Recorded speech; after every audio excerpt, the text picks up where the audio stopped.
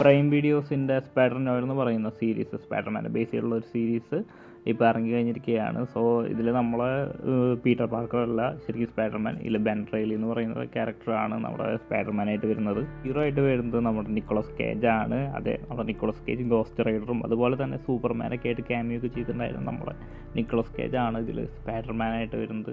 So Spiderman എന്ന് പറയുന്ന series 1930s great ഡിപ്രഷൻ്റെ സമയത്ത് ന്യൂയോർക്കിൽ നടക്കുന്ന ഒരു സീരീസാണ്. ഇതിൽ നമ്മുടെ ബെൻ റെയ്ലി എന്ന് പറയുന്ന ഒരു പ്രൈവറ്റ് ഡിറ്റക്റ്റീവ് ആണ്. ആളുടെ ഗേൾ ഫ്രണ്ട് മരിച്ചതിന് ശേഷം നമ്മുടെ സ്പൈഡർമാൻ ആവുന്നതിൽ നിന്ന് ആൾ റിട്ടയർ ആവുകയും ഇതിൽ സ്പൈഡർമാൻ എന്നല്ല പറയുന്നത്, ദ സ്പൈഡർ എന്നാണ് ഇത് നമ്മുടെ ബെൻ റെയ്ലിനെ വിളിക്കുന്നത്.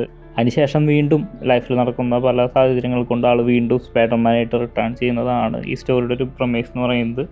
ഇതിൽ നമുക്ക് വില്ലന്മാരായിട്ട് കുറേ ക്ലാസിക്കൽ വില്ലന്മാരെ കാണാം. സിൽവർ മെയിൻ, മെഗാവോൾട്ട്, അതുപോലെ സാൻഡ് മാൻ, ടോം സ്റ്റോൺ എന്ന് പറയുന്ന പോലത്തെ ക്യാരക്ടേഴ്സിനെയൊക്കെ നമുക്ക് ഒരു വില്ലന്മാരായിട്ട് കാണാവുന്നതാണ്.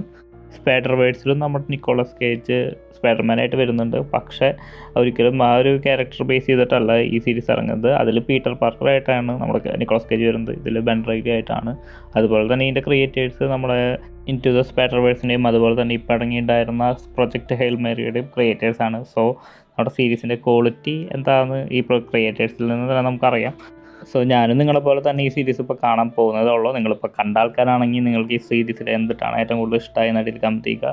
പിന്നെ നമ്മുടെ ചാനൽ സബ്സ്ക്രൈബ് ചെയ്യാത്ത ആൾക്കാരാണെങ്കിൽ എന്തെങ്കിലും സബ്സ്ക്രൈബ് ചെയ്യുക. നമുക്ക് ഇതുപോലെ കുറേ സൂപ്പർ ഹീറോ ബേസ് ആയിട്ടുള്ള വീഡിയോസ് നമുക്ക് ഈ ചാനലിൽ കാണാവുന്നതാണ്. ഞാൻ ആനിമെ ബേസ് ചെയ്തിട്ടുള്ള വീഡിയോസ് ഇറക്കാൻ ആഗ്രഹിക്കുന്നുണ്ട്. സോ നിങ്ങൾക്ക് ഇൻട്രസ്റ്റ് ആണെങ്കിൽ അടിയിൽ കമൻറ്റ് ചെയ്യുക.